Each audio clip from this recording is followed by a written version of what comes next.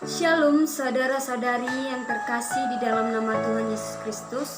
Kembali lagi dengan saya Togi Sarmaulus Yahaan, mahasiswi Sekolah Tinggi Bible Pro. Kali ini kita akan membahas bagaimana sejarah dan perkembangan HKBP Kacak Sungai Bantal. Berikut saya akan memaparkannya. Untuk itu jangan lupa subscribe, like, komen, dan share. Terima kasih.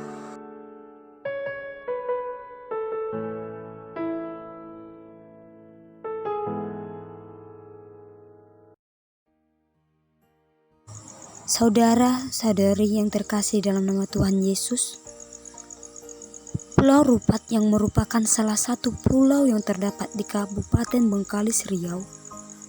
Pulau Rupat merupakan salah satu daerah yang dihuni oleh suku Akit. Perjalanan 7 jam dari kota Pekanbaru. Jalan ke sana pada saat ini sudah bagus. Namun dengan berkembangnya zaman, agama asli di sana adalah Konghucu, Buddha, ateis. Namun jemaat saat ini sudah dihuni oleh suku Batak, Nias, dan Jawa.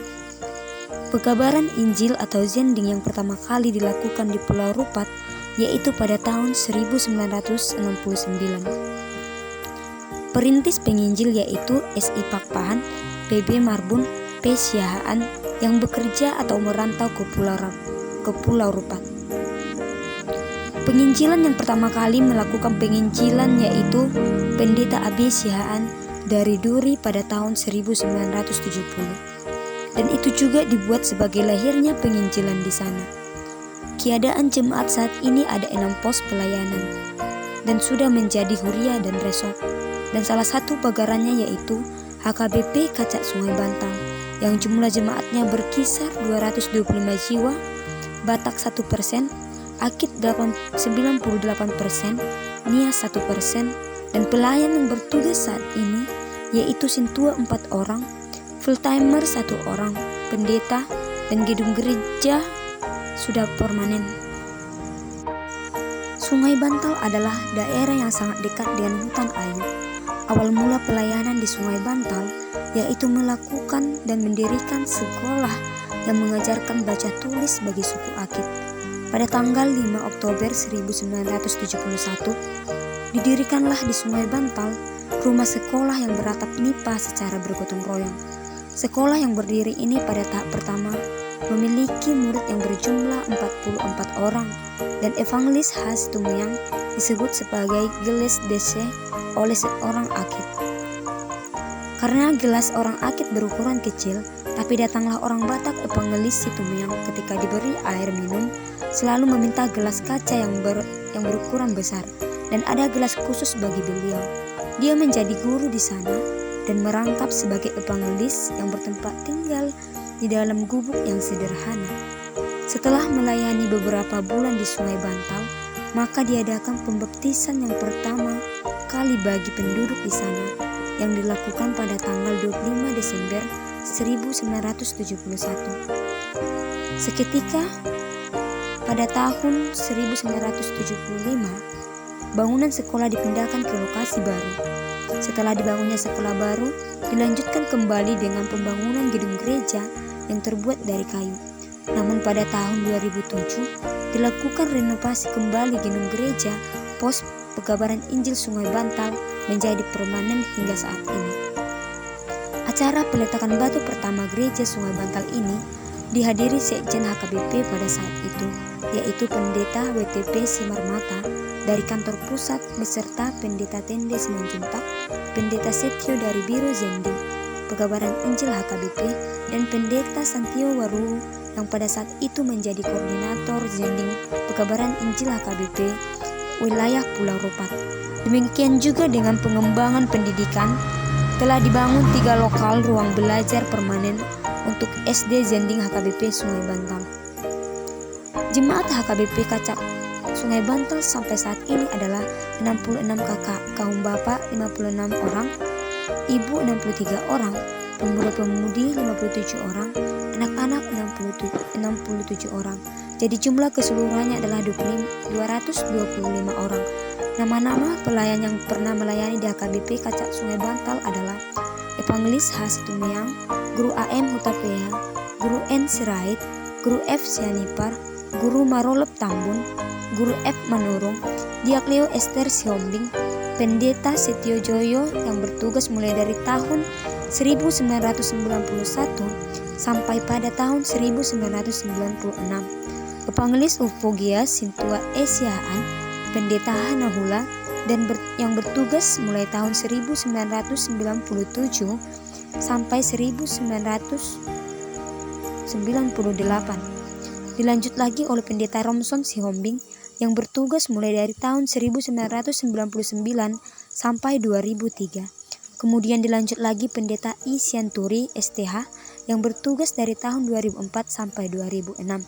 Kemudian calon pendeta Deni Sihotang, Pendeta B. Sitohang STH yang bertugas dari tahun 2010 sampai 2014. Guru Mirelius Manalu, Diak Maria, Pendeta Juli Rajagugu yang bertugas dari tahun 2014 sampai 2016. Hingga pada akhirnya Pendeta Barita Rum STH yang bertugas dari tahun 2016 sampai saat ini.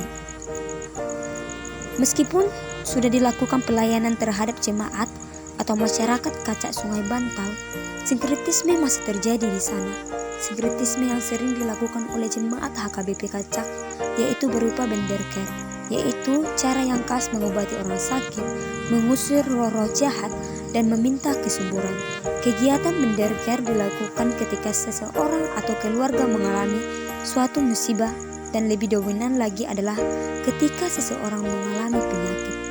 Kegiatan bendengger ini sama hal seperti berdukun kepada seseorang yang dianggap dan dipercayai tersebut. Orang akid berdengger lebih mujarab daripada orang berobat ke dokter. Kekuatan bendengger dianggap lebih kuat dari segala-galanya.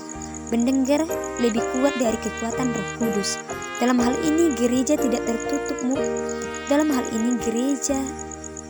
tutup mulut meski masih ada saja jemaat yang masih melakukan hal yang demikian. Gereja bekerja dengan kekuatan Roh Kudus yang mempunyai hasil yang baik. Namun ketika jemaat sudah menyaksikan hal itu, jemaat masih melakukannya. Itu adalah menandakan jemaat yang tidak pernah percaya pada kekuatan Roh Kudus. Namun gereja tetap mengingatkan jemaat melalui khotbah-khotbah dan kesehariannya, melalui tindakan misalnya berdoa dan pelepasan yang telah dilakukan oleh gereja. Itulah yang diharapkan dapat membuka mata hati dan pikiran jemaat bahwa sebenarnya tidak ada gunanya bendengger dan harus mempercayai hanya satu Allah saja, yaitu Allah Sang Pencipta, yang dimana bendengger yang sesungguhnya tidak mempunyai kekuatan. HKBP Kacak Sungai Bantal menjadi sebuah perhatian khusus bagi pelayan yang ada di sana. Suku Akit yang masih mempercayai bahwa orang yang meninggal harus diberi makan agar rohnya tidak kembali lagi. Mereka melakukannya dengan sembahyang. Jelas tindakan ini sudah merupakan tindakan yang berhala. Para pelayan di sana sangat tegas menolak jika kekristenan dicampur dengan kebudayaan Akit yang sangat jelas bertentangan dengan iman Kristen. Meskipun demikian, masih ada saja jemaat yang melakukan hal tersebut dan sangat sulit melepaskannya.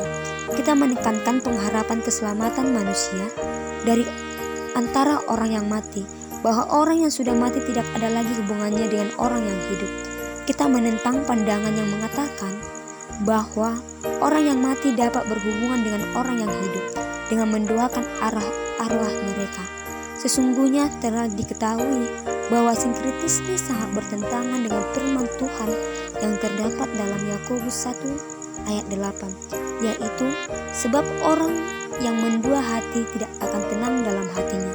Sebab kita sebagai orang percaya haruslah memiliki iman yang menerima keselamatan hanya dari Allah saja, yaitu melalui pengorbanannya yang tunggal untuk menebus hidup manusia. Untuk itu tetaplah berpengharapan dan hiduplah sebagai orang Kristen yang sejati, yang percaya hanya kepada Allah saja, yaitu melalui anaknya yang tunggal, Yesus Kristus Tuhan kita. Demikian yang dapat saya paparkan. Semoga ini menjadi berkat dan bisa menjadi pembelajaran